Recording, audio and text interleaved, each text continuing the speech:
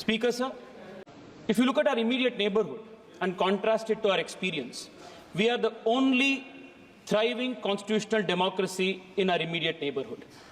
This is the strength of this country and the testament to not only the strength of our constitution, the sublime constitution that our constituent makers gave us, but it is also a testament to the strength of this civilization, this culture that has always placed the values of democracy, the values of freedom of expression, and dharma as the foundation stone of this civilization.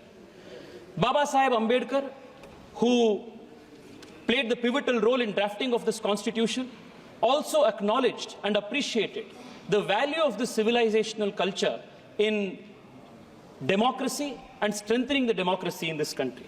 I would only want to take two lines from his very interesting quote. Baba Saheb Ambedkar expounds on how the Upanishadic principles of Aham Brahmasmi and Tattvamasi form the foundation, the theoretical foundation, the philosophical foundation of democracy. He says, if all persons are parts of Brahma, then all are equal and all must enjoy the same liberty, which is what democracy means. Looked at from this point of view, there cannot be a slightest doubt that no doctrine could furnish a stronger foundation for democracy than the doctrine of Brahma. He also further goes and says, when Western students of democracy have spread the belief that democracy has stemmed either from Christianity or from Plato, and that there is no other source of inspiration for democracy, if they had known that India too had developed the doctrine of Brahmism, which furnishes a better foundation for democracy, they would not have been so dogmatic. India too must be admitted to have made towards a contribution towards a theoretical foundation for democracy. This is what Baba Saheb Ambedkar says. It was on this very philosophy that Prime Minister Narendra Modi has declared to the world that India is the mother of democracy. That is the strength of from where we derive that's the philosophical foundation from where we derive the strength for our constitution. Speaker, sir, this civilizational value of India, that we are a civilizational state, was implicitly addressed and appreciated in this constitution when India was referred to as Bharat in Article 1 of the Constitution.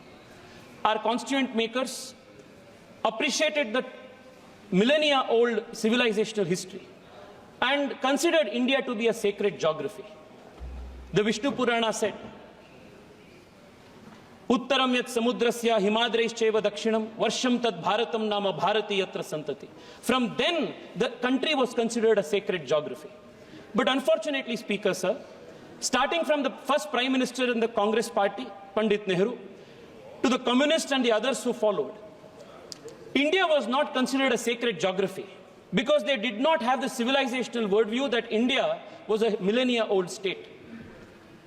They approached India as a union of states, more a private jagir, any part of which could be given to anybody at any point in time, ceded, given away, without even at some times following the constitutional process of law. The attack on the constitution by the Congress party started from the very first article, Article 1. I would want to draw the attention of this nation and the House to how a very important, strategically important island in the Pak Strait in the southern part of the country between India and Sri Lanka, the island called Kachativu, was given away to Sri Lanka by the Congress party and the DMK in 1974 without following any due process envisioned in the Constitution. Speaker, sir, when Pandit Nehru was asked about this very important island called Kachativu, which falls in the Pak Strait, which was part of the then Madras presidency, belonging to Raja of Ramnad, Pandit Nehru says, I attach no importance at all to this little island and I would have no hesitation in giving up our claim to it. This was Pandit Nehru's position on a very important island. And सुनना पड़ेगा गौरव भाई, सुनना पड़ेगा, आपके पीछे आपके historical पाप को आप सुनना पड़ेगा. Sir, the DMK, which today is lecturing us, on secularism and the constitutional morality, this party also joined hands. Karunanidhi, who was then the chief minister in 1974, was well made aware that this was the solution and this island would be given away. They also supported this. And in 1974, without bringing an amendment to the Constitution, because Article 1 and Article 3 of the Constitution mandates that if there is any change in the territory of India, that has to be brought before the Parliament. Nothing was done. Parliament was not taken into confidence. Article 1, Article 3 was not amended. Nothing was done. By a mere executive action, a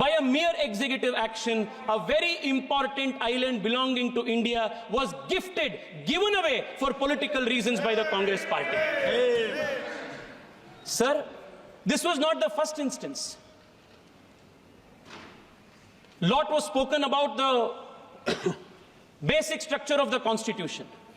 Parliamentary sovereignty and sovereignty of India is one of the founding principles of the nation. But the Congress party, not just in the instance of Kachativu, but even in the instance of Aksai Chin with respect to China, and more recently it was learned that the UPA government was ready to even give away Siachen to Pakistan. This is their commitment to territorial integrity of this country. This is the difference between one view which considers India to be a civilizational state, a sacred geography, and between one whose leader of opposition, even when he goes abroad, says India is not a nation but is a union of states. Contrast this view to what Atal Bihari Vajpayee's position was. ये अर्पण की भूमि है, ये तर्पण की भूमि है, इसका कंकर कंकर शंकर है, इसका बिंदु बिंदु गंगा जल है. This is the difference between the BJP, which is the protector of the constitution, protector of our territorial integrity, and other political parties like the Congress, which considers India not as a civilizational state, not as a nation, but as a mere hodgepodge union of states. This is an attack on the Constitution, Adhyakshi. Adhyakshi, it is this difference in the philosophy of approaching the nation and the Constitution that resulted in the Congress party and its successive dynastic prime ministers attacking not just the Constitution but the very soul of this country. The forcible insertion of socialist and secular in the Indian Constitution during the 42nd Amendment was not the first attempt at introducing these two ideas in the Constitution and making the Constitution rigid. Even during the Constituent Assembly debates, a proposal was made to add socialist and secular into the country's preamble and the Constitution. And this was categorically rejected by Baba Saheb Ambedkar. And the reason why Baba Saheb Ambedkar rejected this is very telling. Baba Saheb Ambedkar, while rejecting the proposal to add socialist and secular, makes this very important observation.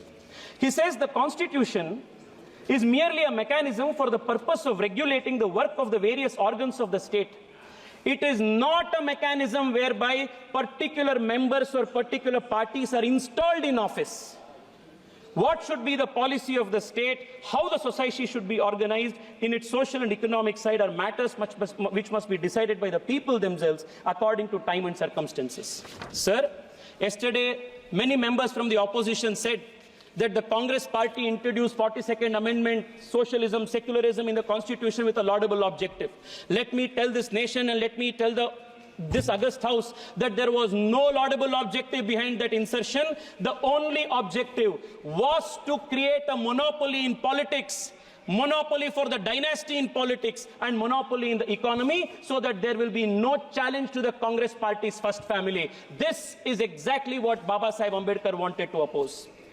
The idea was that by bringing socialism, by saying that there is going to be only one type of form of government, only one type of party, all type of competition was killed in the politics. Dynasty rule was perpetuated. And the idea was that politics will be controlled by the dynasty's monopoly and the economy in turn would be controlled by the state's monopoly. This vicious cycle, Speaker sir, kept the country poor, kept the country hungry and kept the country backward. The cost for this thrusting of socialism only to keep the country poor and to perpetuate the dynasty's stranglehold on the country's politics cost the nation dear.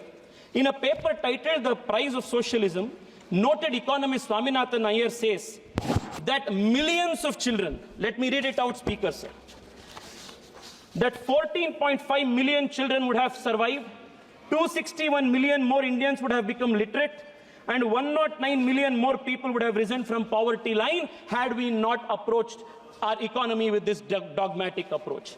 This, Speaker, sir, has been the contribution of the Congress party. Yesterday, there was a question of Arthik Nyay.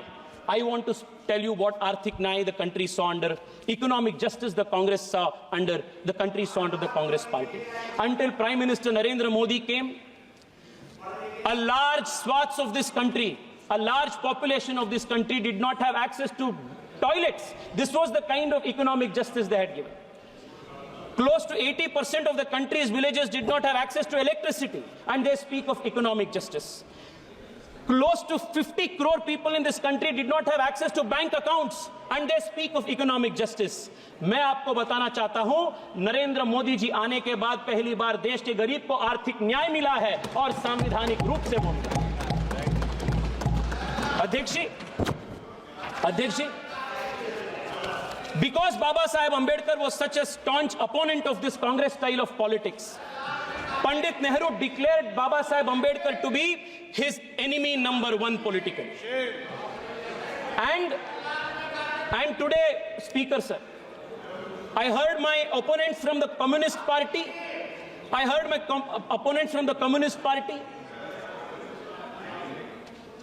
state that the RSS was against the Ambedkar and Ambedkar's constitution. There cannot be anything farther from truth than that assertion. Sir, not once but two times, Baba Saheb Ambedkar's electoral chances was thwarted by the Congress and the Communists working together. And Savitri Ambedkar, in her book, Reminiscences of My Life with Ambedkar, notes that S.A. Dange, upon the instructions of Pandit Nehru, worked overtime to defeat Ambedkar in both the by-elections. Make it brief. Speaker, sir, I want to remind the nation that when Congress and the Communists were trying to defeat Ambedkar, when the Communist leader S.A. Dange gave the slogan, "Let your vote go waste, but do not make Ambedkar win," it was an RSS Pracharak Dattopan Thengdi who was working to make Ambedkar win in the election as his election agent. These historical truths have to be brought in. Speaker, sir, for a very long time, a big hypocritical drama has been conducted in this country where those who are the attackers of the Constitution have posed themselves as the champion of the Constitution. And this hypocrisy must be exposed, Speaker, sir. For a very long time, this hypocrisy has continued. But those who have perpetrated innumerous attacks on the Constitution, destroy the very soul of the Constitution, these people today are posing as the champions, as the protectors of the Constitution. Speaker, sir, the very first attack. Speaker, sir, in a few minutes I will conclude, but this hypocrisy must be exposed. Speaker, sir, the DMK gave us big lectures here on secularism. Their leaders speak of eradicating Sanatana Dharma, and we should listen to these speeches of secularism from them. The DMK leaders, the leaders from the DMK, Speaker, sir, are speaking about constitutional morality. On 26 November 1957, their fountainhead of inspiration, Periyar, burnt the Constitution, and 200 of those followers were arrested. And from these people, we have to learn lessons of constitutional history and morality. Speaker, sir, the very first attack on the Constitution was made by Pandit Nehru when he curtailed the freedom of expression of people. Very first attack. And who was protecting the Constitution? Then it was Shama Prasad Mukherjee. Speaker, sir, imposing emergency, suspending fundamental rights, arresting 1 lakh opposition leaders, forcible sterilization of 1 million people, imposing emergency. Speaker, sir, this is the legacy. This is what is attacking the Constitution. Despite being banned, the RSS and the Jansangh fought to restore democracy in this country. This is protecting the Constitution. Speaker, sir, Article 3 4056 is misused more than 90 times. Democratically elected governments were removed at the whim of the leaders. This is attacking the constitution. Sabka Saath Sabka Vikas, ek Team India approach, GST Council. This is Narendra Modi's style of protecting the constitution. Speaker sir, Thank you. rejecting the Speaker sir, just 3 minutes. Speaker sir, I'm concluding in 3 minutes. Rejecting the Kaka Kadelkar committee report with Nehru himself opposing reservations of backward classes is attack on the constitution. Granting constitutional status to the National Commission of Backward Classes is protection of the constitution. Opposing Mandal reservation. Well, Rajiv Gandhi made his longest speech. That is attacking the constitution while introducing Kindly OBC conclude. reservations in NEET exam, Nayodaya Kindly Vidyalaya, conclude. implementing EWS reservation is the protection of the constitution. Kindly conclude. Speaker sir, 2 minutes में please. Kindly. Speaker sir, एक तो important विषय है, 2 minute. Speaker sir, perpetuating dynasty politics is an attack on the constitution, while the Prime Minister's vision of bringing 1 lakh new youth into politics is protection of the Thank constitution. you very much. Shri Speaker Rajkumar sir, Thank you. the Congress introduced the No, Waqf thank Act. you, You are thank you. the Speaker sir, you No, are the no, chairman no, of the Waqf JPC. You must give me a minute on this. Speaker sir, आप JPC के chairman हैं, Speaker sir. Speaker sir, lot was spoken about secularism. What was the pervert brand of secularism that the Congress party thrusted on this country? A Muslim could be Muslim, a Christian could be Christian, but a Hindu had to be secular. Yes. This was the kind of one-way secularism that the Congress party introduced. Speaker sir, in Karnataka, the place called Anubhava Mantapa, which is Speaker sir, Anubhava Mantapa, the place of Basavanna, where Basavanna sold the principles of democracy, the philosophy of democracy, that is under Waqf occupation today because of the Congress party enabling such legislation. Speaker sir, I only want to conclude by saying this. Speaker, we fought to send Ambedkar to parliament when you conspired to defeat him. We have fought to protect secularism and pluralism when you surrendered to vote bank politics. We fought to make India prosperous while you kept India poor. We fought for Ek Bharat Shresth Bharat while you supported Tukde of Bharat. We are the party that is standing against your Soros army that is trying to destabilize India. We are committed to protecting the constitution.